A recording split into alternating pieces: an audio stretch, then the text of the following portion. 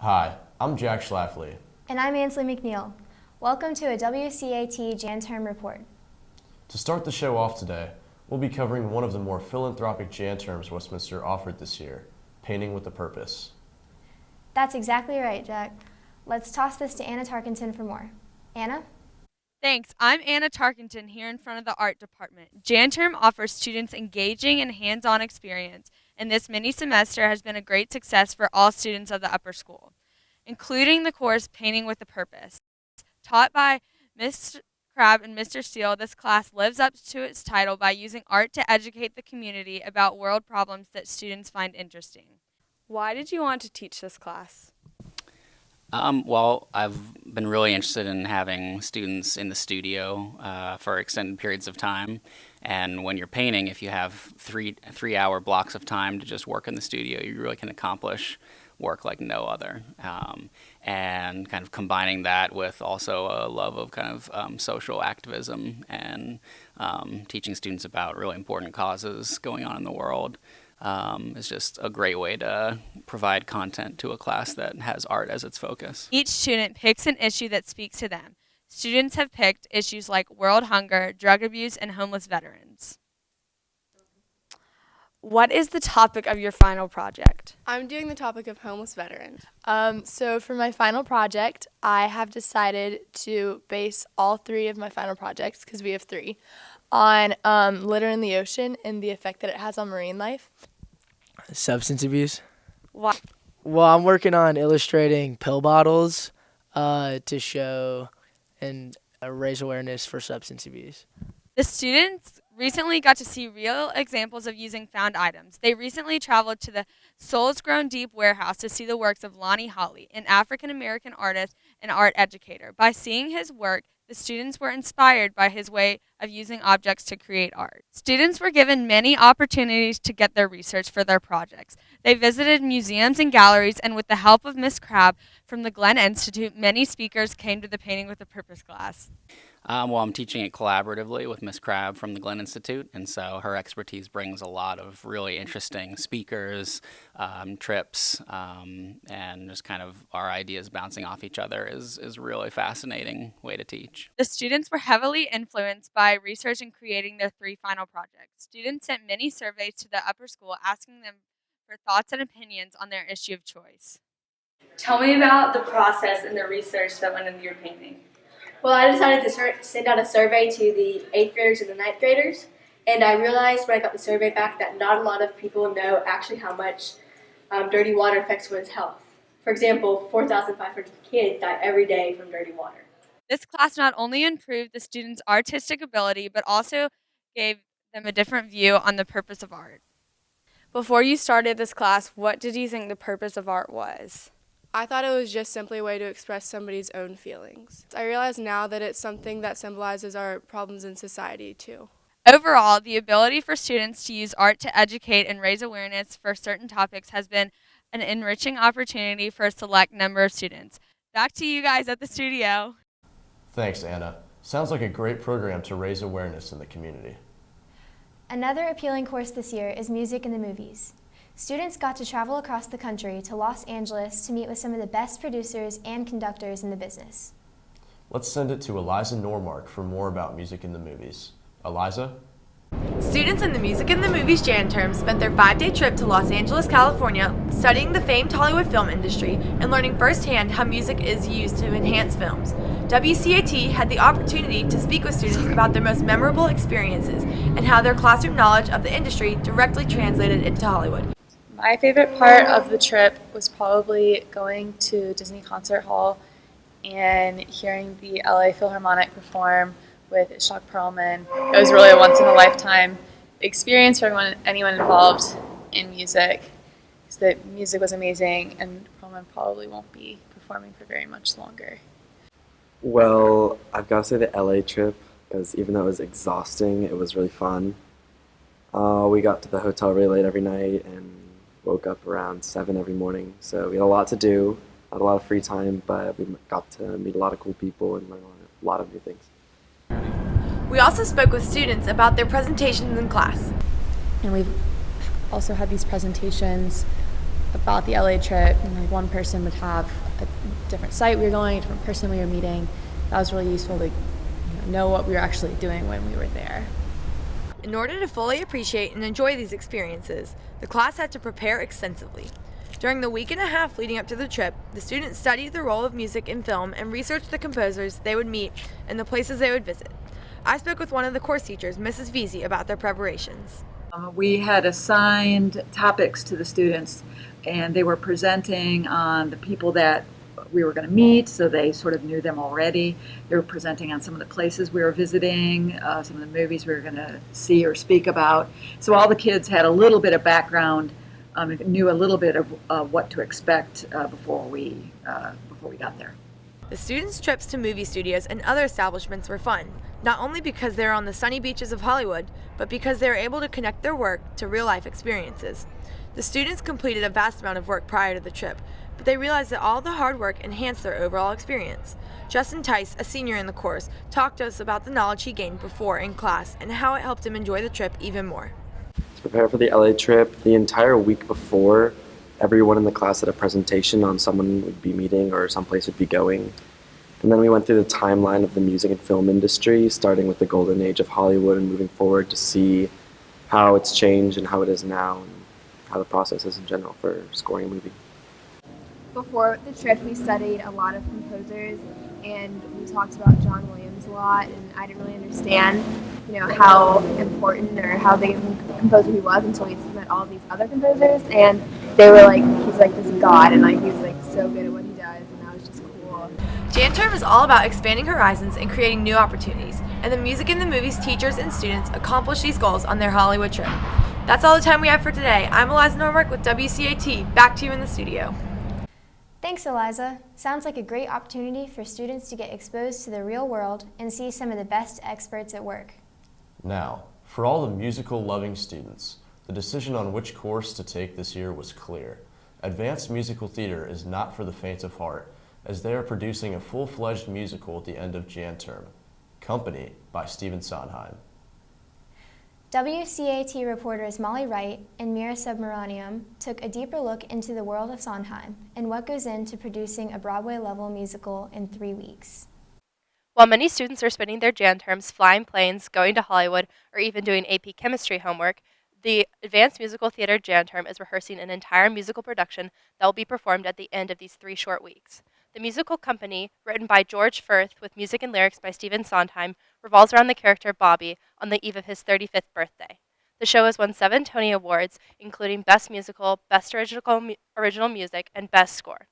Stephen Sondheim was named by MTI Shows as one of the most renowned composers on Broadway, and his music and lyrics are complex for even experienced performers. The show is a challenge, and these performers have only 3 weeks to perfect it. Shines in comes company.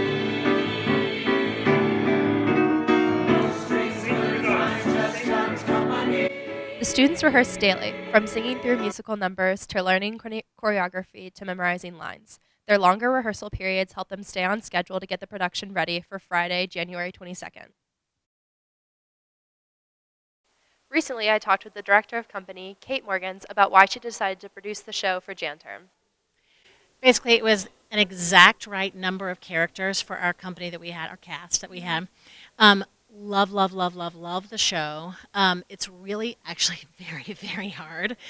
We never get to do Sondheim during the school year because usually we get to do our shows with orchestras, and having to put students together and novice students plus an orchestra together for Sondheim material is very, very difficult. So having a shorter time period plus all our advanced students together, they really can handle Sondheim, so it was sort of an exact match. We spoke to some of the cast members of Company about the time limit on the production, as well as their love for the show.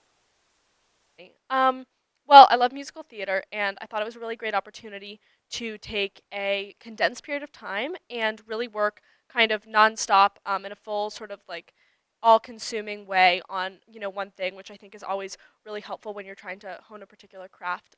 And so that really excited me, so I signed up. Well, obviously, the time limit of 3 weeks has made the whole process a lot quicker, and although I guess that there is less time to polish. It also adds a sense of urgency to every rehearsal and every time I'm memorizing lines or blocking, with a friend at home or whatever, that I think, is exacerbated by this short time, and it can actually be a good thing. Well, first off, Company is my favorite show of all time. It's in my opinion the best musical ever written. But past that, I mean, it's the musical theater JanTerm, and kind of it's the quintessential theater kids at the school who all decided to come and do it. So we did it all together so that we could do one more musical kind of our high school year. Because past that, that's it for us. So, yeah. And then how has the time limit of 3 weeks affected the way you're approaching the show as an actor? It's it takes a lot of just like sitting down and doing it. In normal shows, there's a lot of time of like, as time goes by, as you run it, you kind of memorize it without having to put forth that work and etc. Whereas this one, there have been many nights where I just sat there and stared at the page because I have something around 200 something lines and like 6 songs, all that you have to memorize in 2 weeks to get it up and running for the actual show. So it's a ridiculous process, but it's a cool one too to be able to put something this challenging and awesome up on its feet so quickly. Yeah. Stephen Sondheim is known for writing complex melodies and using syncopation, making his music very hard to learn. I talked to Michael Dauterman, the musical director of Company, about how the students have tackled this difficult music. There's a few reasons why the score is so difficult. First of all, there are lots of songs in the show that are what you might call showstoppers, that are big, bring the house down kind of songs. So you have to have a lot of people who can have a lot of power in their voice. The second is that the lyrics are so challenging because they're so similar, and they change very slightly throughout the song. So that's another thing. And then also the range that is called for in many of the songs is really difficult, and one that most high schools can't really achieve with the kids that they have. So it's one reason why we picked this show, because we do have the actors to do this. It has been extremely challenging. The good thing about this was we were able to get the scripts early, so they had the actors had about 3 weeks before to prepare. So at least they knew going into it what part they were playing and had the score to be able to look at the music before they got to rehearsal. Yeah. As JanTerm came to a close, the cast members of Company were furiously memorizing lines, rehearsing choreography, and putting the final touches together on the production. On Thursday, January 21st and Friday, January 22nd, audiences saw if the Westminster students could pull off one of Stephen Sondheim's most difficult shows. This has been Molly Wright. Back to you guys. Hard to believe that the students can put together such an impressive show in 3 weeks. Another monumental event on campus this year has been Coach Jerry Romberg's journey to the top of the high school football mountain. Coach Romberg has been coaching at Westminster for 24 years, and this past season was a culmination of every season that Romberg has spent at the helm of the Wildcats. For more on the story, let's go to Ajay Manocha. Ajay? Hi, I'm Ajay Manocha. And I'm Emma Scott. Over the years, Coach Romberg has been a terrific friend, colleague, and coach to so many people on campus. Throughout his 24-year career, making him the most tenured coach in 3A, he's netted an impressive 180 career wins. And with back-to-back fantastic seasons, he's cemented himself as one of the best coaches in the program's history. Last year, he led the team to the state semifinals, and this year he finished the job, capturing his first ever state championship. To find out what makes Coach Romberg such a great coach, we talked to some of his current and former players to see what he's good at. He just taught me to always persevere and to know that if things are always going bad, there's always going to be a good that comes out of it. There's always something to learn, and knowing there's always something to learn, that's kind of a positive to always look at. Well, he's really dedicated, spends a lot of time outside of practice making sure we're prepared for the game every week, and he makes great play calls on the field and puts us in a position to win pretty much every week. I guess it's just his enthusiasm and love for the game. It's a grueling season, and to see him come out and getting ready every single week the exact same, even though we might be playing a worse team than in past weeks. Just his motivation motivates us to give our all every single practice and game as well. He's taught me a lot of technique and stuff. I mean, I was on the team as a freshman, so it's been a long time. I gotten a lot better as a player, I think, just because of what he's taught me and stuff like that. So I guess not only technique, but character and how hard work pays off. It took him a long time to win the state championship, and he works harder than like probably every other coach in the state. But I mean, it paid off. So I just yeah. I think it's mostly his preparation. He's always prepared for practice and for games, and it shows through when we play different teams throughout the season, because it's usually our coaching staff that sets us apart. I mean, we don't have the biggest players, the fastest players in the state, but our coaching staff gets us prepared really well, and we always come out ready to play because of that. I think what makes Coach Romberg such a good coach is he really cares about the development of the athlete. He really cares about our character, what type of guys we are, how accountable we are. So, you know, it's really not about your abilities. I mean, that's important, but it's really about what kind of man you can develop into. I mean, he was always kind of a father figure to me, in that he was really on me about showing up on time to things. He just taught me a lot of life lessons that, you know, I'm applying right now in college. In a lot of ways, he's you know, instilled in me to try to be a hard worker and always go 110% in everything that I do. Also, as I mentioned before, mental toughness is something that he preaches, and something that, you know, in his football program has carried on to me in my college career, and it's really, you know, taken me to where I am today. Not only has Coach Romberg made a huge impact on the players around him, but he's also affected the coaching staff. We met up with some former and current coaches to see what they had to say about Coach Romberg.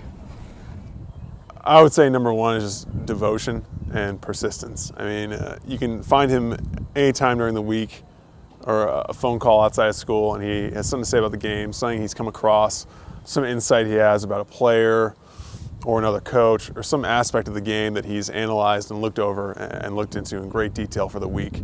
So I'd say that just that consummate devotion, that consummate professionalism, to me is just incredibly impressive. So this was my 9th season working with Coach Romberg.